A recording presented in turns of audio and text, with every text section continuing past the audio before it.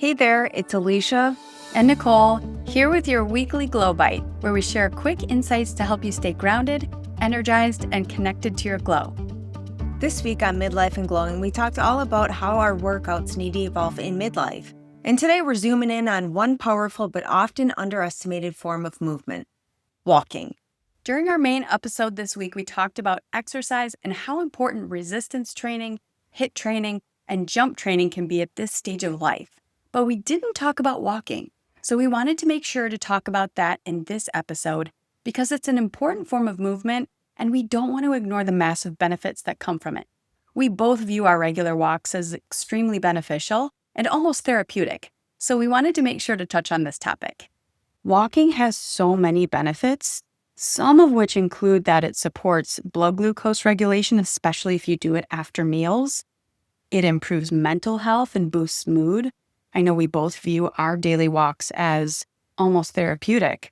If I don't get out for my daily walk, I really feel like bummed out about it. I really feel like it makes a big difference. When winter comes around, I'm always like, oh, dang it. I'm not going to get in my daily walks now for a couple of months. And the downfall of living in the Midwest, Yeah. if you don't like the cold, it's definitely harder to get your walks in, especially with the ice and snow. But yeah, I know some people do, and good for them. But Right. I'm allergic to snow. yeah, So. I ain't doing that.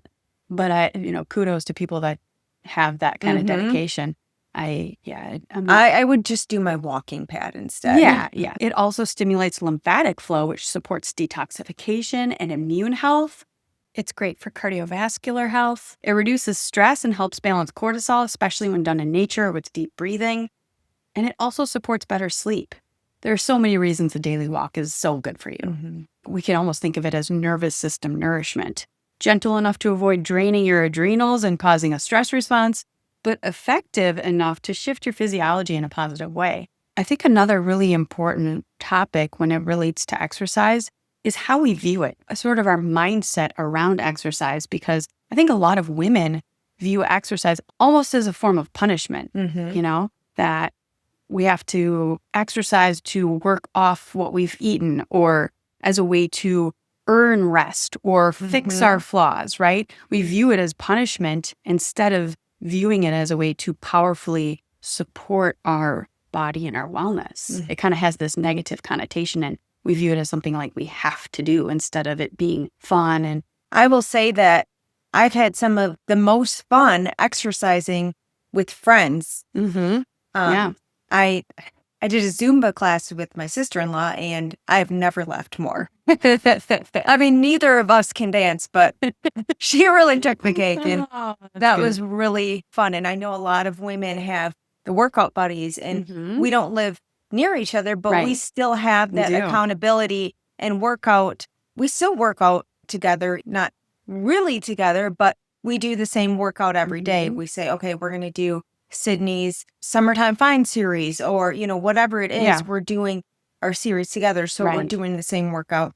And it's fun because then we can be like, hey, what'd you think of today? That was a real doozy. Or, Yeah. oh, today's was great. Whatever it is, having Accountability. right. And having someone to do it with makes it that much more fun. Totally. Oh, yes, absolutely. I was even thinking about, certain vacations that we've been on in different places where we go for hikes and you just get to see beautiful scenery together. And yeah, we can make it way more enjoyable when we do it with others and when we're doing activities that we enjoy too, right? I personally, I know we talked about this during our main episode this week, but I personally hate running, but I do love lifting weights. So I feel like that is extremely joyful to me and feels good. It makes it a fun, part of my day instead of it feeling like something I dread. And if you want to join us and do the same workouts we're doing, we'd be happy to have you work out along with us.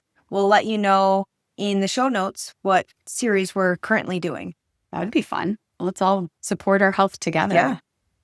It is much easier getting to a workout knowing that someone else is doing it too. On those days when you're feeling maybe not as motivated or like it's feeling more challenging to get there, to show up to the workout, having that accountability and that support and that community is huge. Oh, yeah.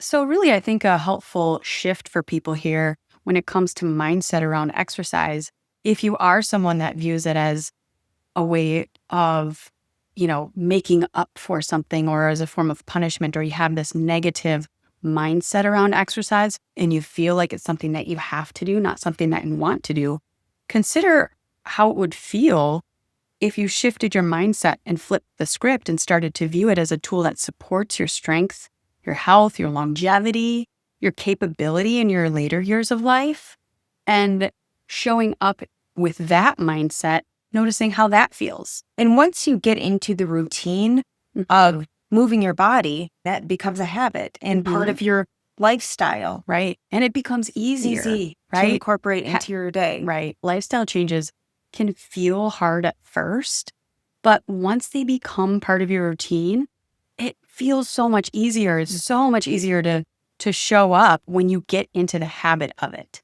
right? I think it's fantastic to have fitness goals, just as Right. long as you're not using them as a form of punishment. I mean, Right. how many times have you heard someone say this, or maybe you yourself have said, "Ooh, if I eat that cupcake, I'm going to have to run an extra mile tonight or an extra mile tomorrow." Right. And you're using that as a form of punishment where it's like, you can have that cupcake Right. without needing to punish yourself over it the next day, as long as it's not something that you're doing all the time. Yeah. I think the 80-20 rule allows you to live your life in a way that most of the time you're supporting your overall health and well-being, right? But you give yourself 20% of flexibility so you don't set yourself up with that restrictive mindset and feeling like a failure if you don't do everything perfectly and getting into that perfectionist mode, right?